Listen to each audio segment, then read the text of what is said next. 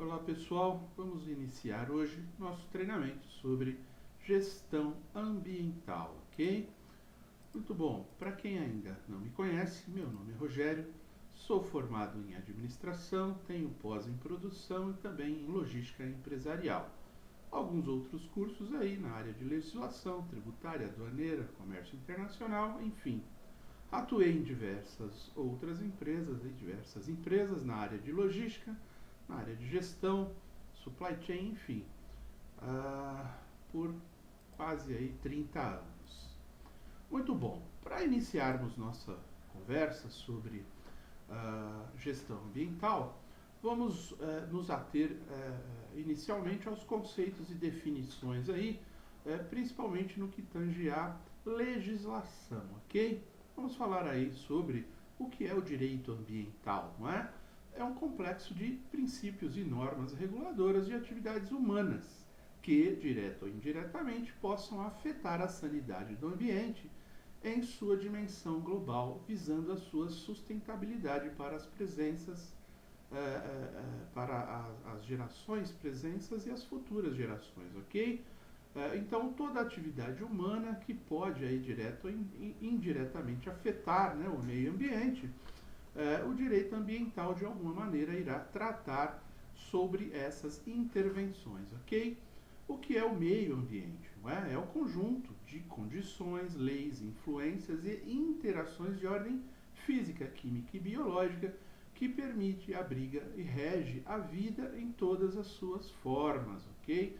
Temos aí, inclusive, uma lei. Nesse curso teremos aí indicações de muitas leis para que possam ser lidas após, para quem quer se aprofundar aí mais sobre alguma questão, tá? Então, nesse conceito, o meio ambiente, ele é todas aquelas condições, as leis, as interações, não é, que o ser humano tem, seja ela física, química e biológica, que regem a vida, né, em todas as suas formas, ok? A vida da fauna, da flora, enfim, tudo aquilo que está inserido nessas condições, tá bem? E atualmente o meio ambiente também tem um aspecto socioeconômico, aí um ambiente natural, cultural, do trabalho, né? Um ambiente com a interação do homem, ok? Tudo isso faz parte também de um conceito mais abrangente aí sobre o que vem a ser o meio ambiente, tá bem? Vamos citar aqui um pouco a questão da ISO 14001, não é? É uma circunvizinhança em que a organização opera, incluindo-se ar, água, solo, recursos naturais, flora, fauna, seres humanos e suas interrelações. Ou seja, dentro dessa norma, tudo que se trata, que está ao redor, né, que está em torno da organização, do comércio, do trabalho, do serviço, daquilo que o ser humano realiza, tem que ser tratado, ok? Tem que ser observado e tem que existir normas e procedimentos para lidar com isso. Circunvizinhança entende-se aí o interior de uma organização para um sistema global, ok? Então você vai olhar a sua organização, seja ela pequena, média ou grande, e vai olhar aquilo que está ao redor, não é? Aquilo que faz parte do mundo ali, do meio ambiente que está em volta, tudo bem? Tudo afeta tudo de alguma forma, em algum lugar, em algum tempo. Então, ter essa observação sobre o todo, sempre, né? Somente sou conscientizado daquilo que conheço e sou capaz de compreender. Por isso, essas aulas aqui, esses cursos, para que a consciência na gestão ambiental ela seja ampliada e para que todos tenham aí uma capacidade de compreender melhor essa relação, né, essa interatividade do homem, interrelações com tudo aquilo que o homem realiza e o que está ao redor, né, o que está o que está dentro dessa circunvizinhança aí, ok? Muito bom. Vamos abordar então, ainda falando de conceitos e definições, alguns princípios, aí, os princípios do direito ambiental, ok? Princípio do ambiente ecologicamente equilibrado como direito fundamental da pessoa humana. Então, todos os conceitos aí dentro da própria Constituição, não é? Brasileira e também de outros países, e do tratamento, né, do homem como pessoa humana, o respeito à pessoa humana, o princípio do meio ambiente ecologicamente equilibrado, ele é fundamental, é um dos direitos fundamentais que as pessoas têm para que seja de alguma maneira preservado, não é? As gerações atuais, as gerações futuras, ok? Princípio da natureza pública da proteção ambiental, um bem de uso comum. Ou seja, todo o bem, toda a fauna e a flora que existe num país, né, numa região, ela tem uma natureza aí de proteção pública, ok? Porque ela é um bem de uso comum. Ela não pertence a ninguém. Ao mesmo tempo, a Constituição diz que ela pertence, em alguns casos, à União, aos estados ou aos municípios. Porém, é um bem de uso comum, ok? Não é um bem privativo. Todos podem utilizar. Por isso, esse princípio de que a natureza ela é pública e ela tem que ter essa proteção da gestão pública, tá bem? Princípio do controle do poluidor pelo poder público, poder de polícia. Então, quando nós falamos aqui de poder de polícia, nós estamos falando daquele poder dos fiscais, né? Da aplicação de multa por órgãos reguladores, enfim, tudo aquilo que está relacionado, não é, a essa gestão pública, a essa proteção pública. Então, a gestão ela faz o controle do poluidor, ok? Para isso, exige aí emissão de licenças e outras coisas mais, tá bem? Muito bom. Vamos ao D. Princípio da consideração da variável ambiental no processo decisório de políticas de desenvolvimento. Então, mais uma vez aqui, o poder público, a gestão pública, tem que olhar todos os empreendimentos, não é? Olhando tanto os empreendimentos públicos, né, como construção, por exemplo, de estradas, viadutos, e também os privados, não é? Qualquer tipo de empresa, qualquer tipo de comércio, ela tem que ser analisada do ponto de vista do processo decisório, né, de políticas de desenvolvimento de região, o que é levado em consideração, o que de uma forma assertiva, né, o que pode ser desenvolvido em cada região, como fazer para desenvolver uma região de forma sustentável, enfim, tudo que envolve, né, qualquer tipo de política pública para determinada região, né, esse processo decisório tem que levar em conta a variável ambiental. Obrigação de levar em conta a variável ambiental em qualquer ação ou decisão pública ou privada que possa causar algum impacto negativo sobre o meio, né, o meio ambiente. É isso aí, então, que acabamos de falar. Toda essa obrigação, seja uma política pública ou seja uma ação privada, ela tem que ser considerada, tem que ser calculado os impactos sobre esse meio ambiente, ok?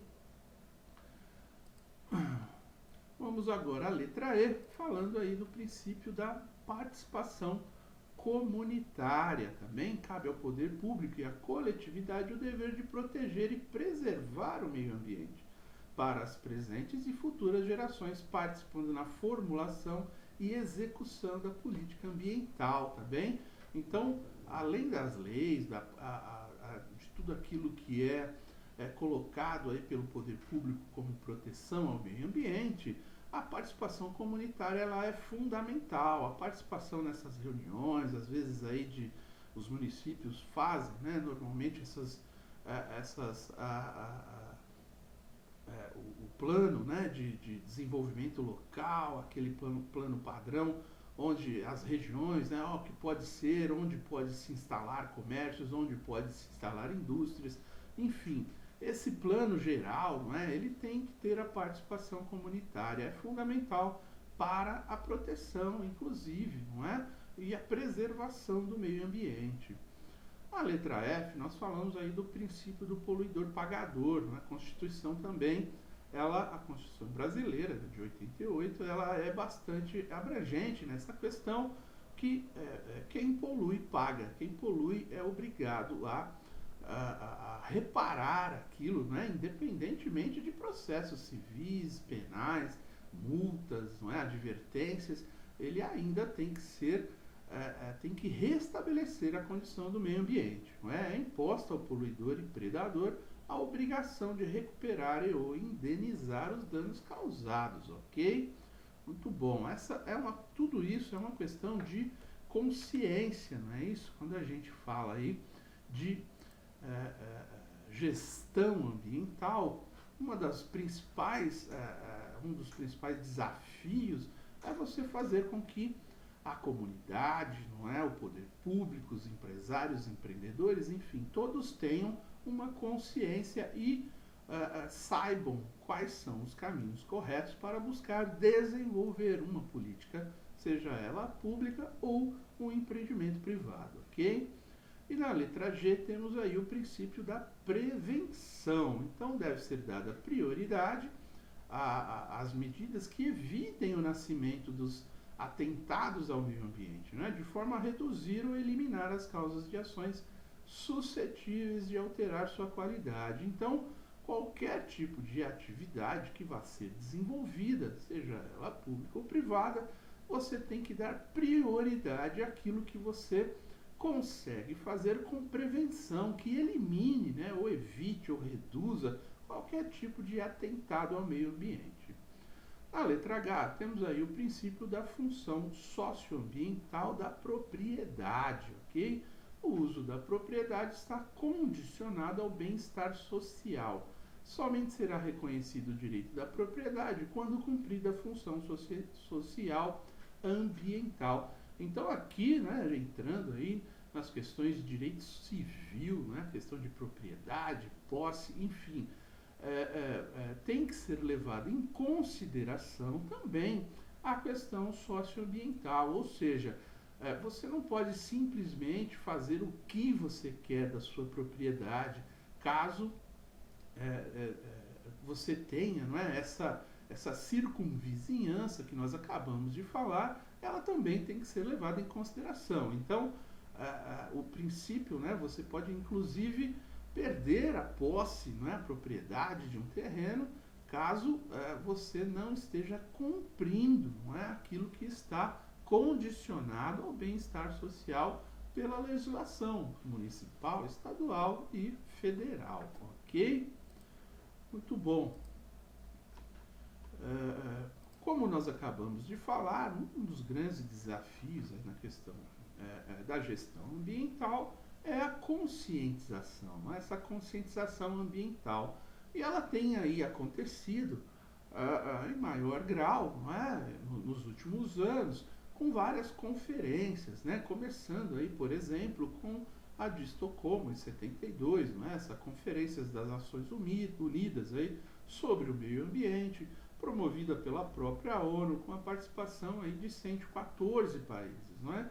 Praticamente metade aí, talvez um pouco menos da metade de todos os países existentes no mundo. Já era uma condição, né, em 1972, de iniciar essas discussões. E isso foi crescendo. Hoje, nas reuniões atuais aí sobre a conscientização ambiental, a participação já é muito maior. Alguns chegaram a propor uma política de crescimento zero, visando salvar o que ainda não havia sido destruído. Então, essa preocupação com o meio ambiente, com a preservação para as gerações atuais e futuras, ela começou a ser agravada, né? Porque com o desenvolvimento, os países começam a utilizar cada vez mais algumas atividades poluidoras. Então, quando se fala aqui de crescimento zero, visando salvar ainda o que havia sido destruído, né? Já é uma preocupação exacerbada, né? Uma preocupação... hoje em dia se fala muito em sustentabilidade, para não não proibir, né, ou não restringir o crescimento, né? O crescimento acho que é inevitável, porém tem que buscar-se, né, soluções aí sustentáveis.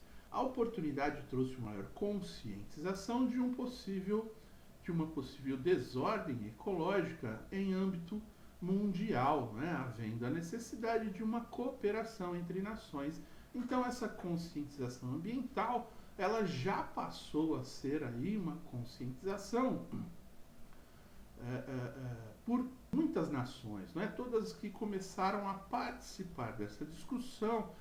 Muito se fala que nessas reuniões, né, o que acontece assim, muitos países assinam acordos de intenção apenas, não é? E cada vez mais, com o andar dessas reuniões, com a evolução dessas discussões, isso deixa, né, passa somente desses acordos de intenção para acordos mais eficazes, não é? Acordos mais que gerem, né, que tenham aí condições de realmente aplicar, não é? essas determinações e o que foi acordado entre esses países, não é? Tem aí uma crença comum do pós-Guerra Fria, né, sobre essas condições. Se as atuais tendências de crescimento da população mundial, industrialização, poluição, produção de alimentos e diminuição de recursos naturais continuarem imutáveis, ou seja, se continuar crescendo, né, todas essas condições, a poluição, a industrialização, a produção de alimentos não será suficiente também, né? Enfim, a redução dos recursos naturais, se continuar tudo do jeito que está, os limites de crescimento nesse planeta serão alcançados em algum dia dentro dos próximos 100 anos, ou seja, em 100 anos não haveria mais condições de vida na Terra, ok? Por isso, essas discussões, cada vez mais, elas se ampliam, elas têm que sair apenas dos acordos de intenção e partir para a prática, para resultados, para comprometimento de todas essas nações, ok? O resultado mais provável será um declínio súbito e incontrolável tanto na população quanto da capacidade industrial, óbvio, não é? A partir do momento que você não tem mais recursos, os alimentos não são mais suficientes, não tem condições mais da industrialização crescer, enfim, tudo isso vai gerar aí uma redução não só na população, como na atividade econômica, como no bem-estar social, ok? Tudo isso é bastante relevante, não é? Muito bom. Já em 1992, aí no Rio de Janeiro, não é? A Agenda 21 de Desenvolvimento Sustentável, com a Eco 92 a coisa já evoluiu bastante, né? Então pulamos aí nos exemplos que estamos dando aqui somente para estabelecer esse link, né? essa consciência, né? da ambiental, ok? Da evolução dessa consciência ambiental. Então a Declaração do Rio e a Agenda 21 adotaram o desenvolvimento sustentável como meta a ser buscada por todos os países. Ou seja, mais uma vez, você vê que em 20 anos aqui, ó, poucas práticas, né? Assim, os países, principalmente os maiores poluidores, eles têm muita resistência. Então, acaba-se firmando acordos. Alguns países evoluem mais e outros menos.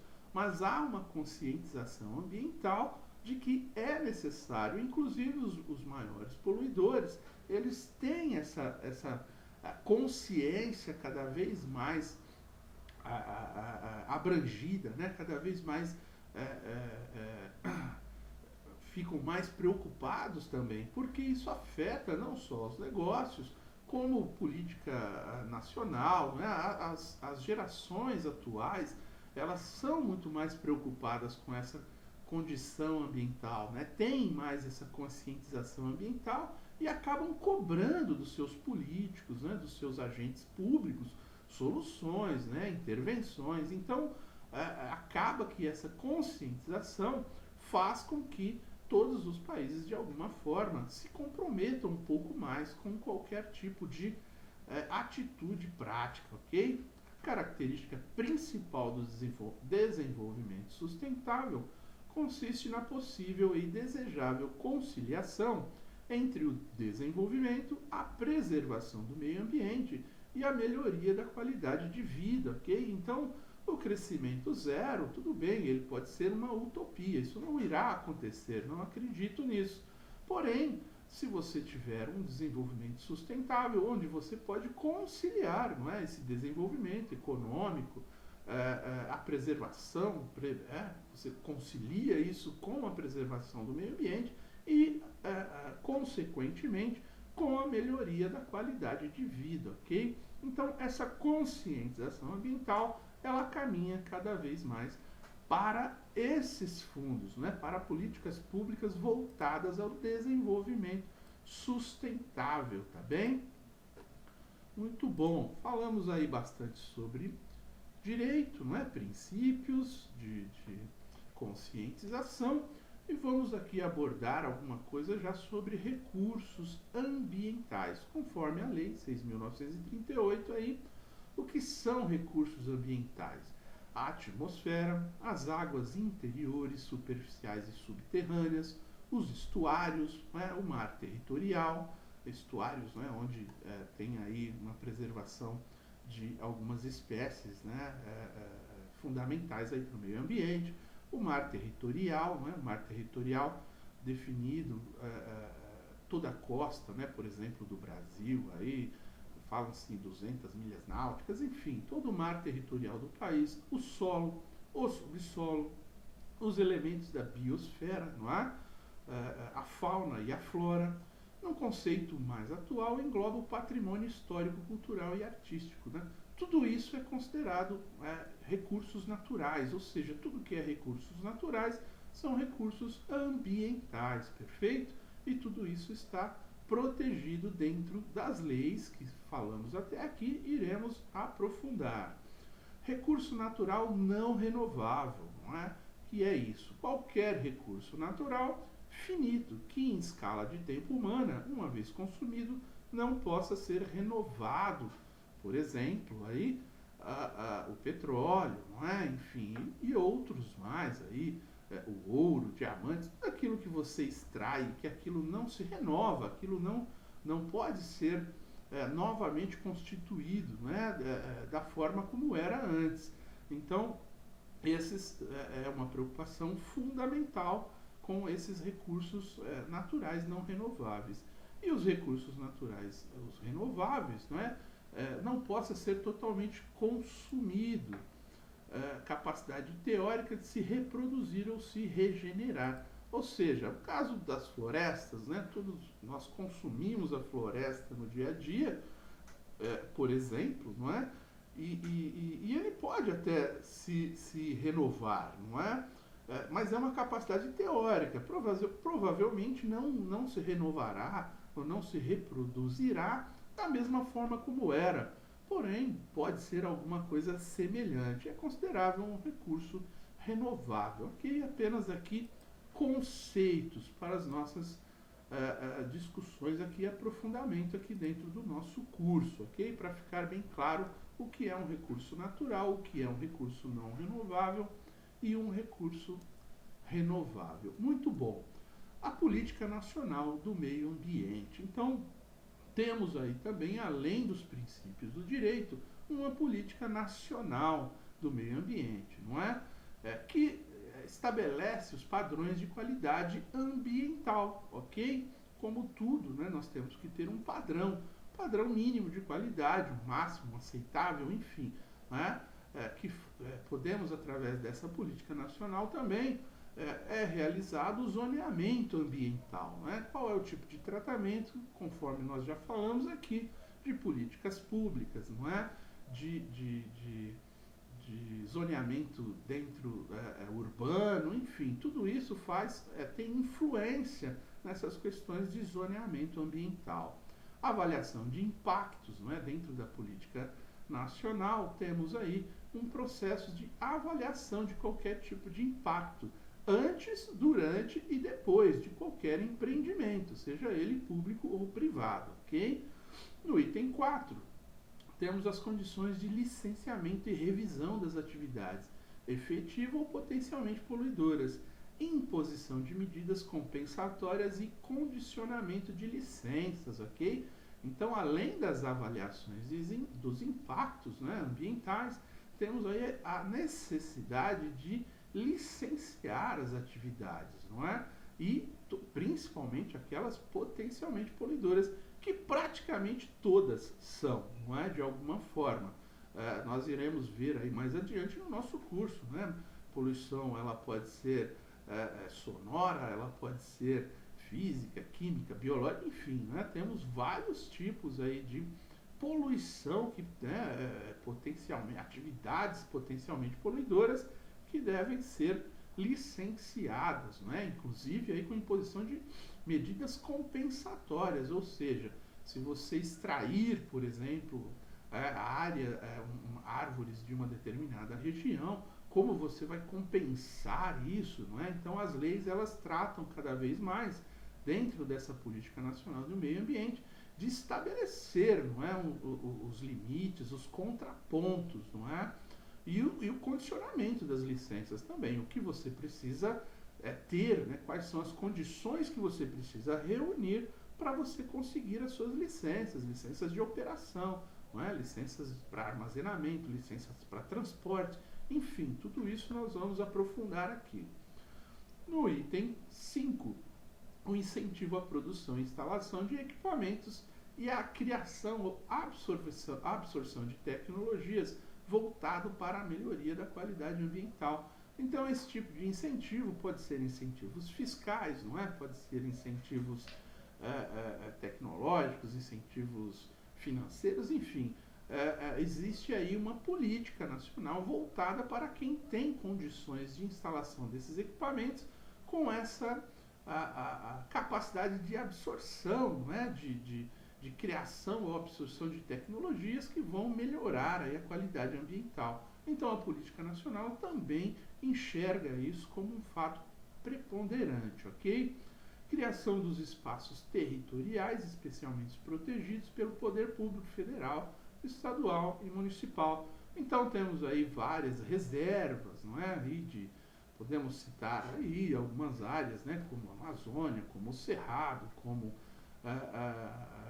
enfim, né, em várias regiões, no sul, no sudeste, no centro-oeste, no norte, no nordeste, cada um tem a sua região preservada, tem algumas regiões preservadas, porque cada um desses espaços, desses territórios, eles têm aí características diferentes, né? O Pantanal, por exemplo, enfim, tudo isso tem que ser preservado. E dentro da política nacional existem alguns territórios aí que são protegidos, né, por poder público de uma forma mais direta, criando aí essas reservas, ok?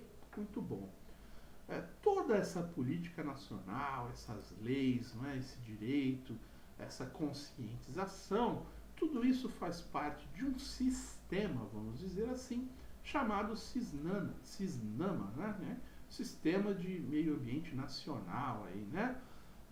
Os órgãos e entidades da União, dos estados, do Distrito Federal e dos municípios, todos eles compõem esse sistema, bem como as funções instituídas pelo poder público, responsáveis pela proteção e melhoria da qualidade ambiental.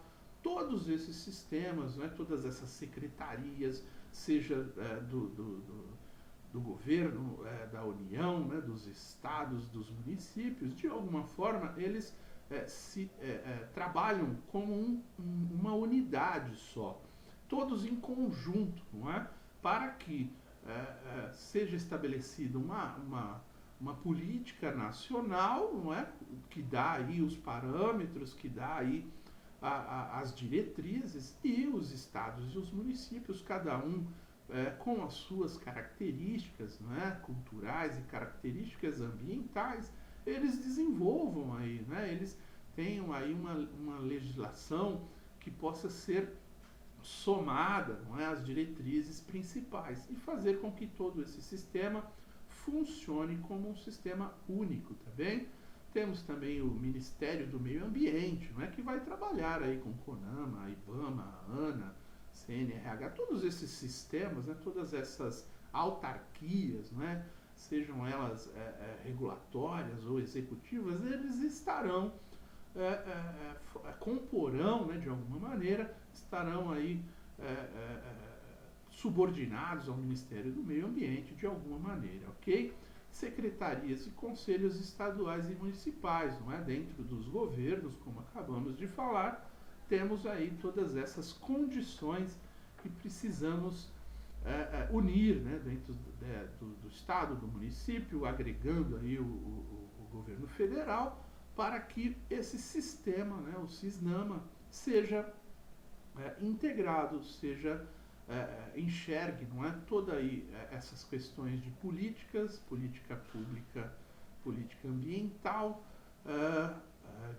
que o direito ambiental esteja inserido dentro de todas as atividades, sejam elas públicas ou privadas, tá bem? Muito bom, nessa aula finalizamos por aqui, falamos de conceitos e definições. E nas próximas aulas aprofundaremos ainda muitos assuntos sobre gestão ambiental, tá bem? Até aqui agradeço, muito obrigado, até mais.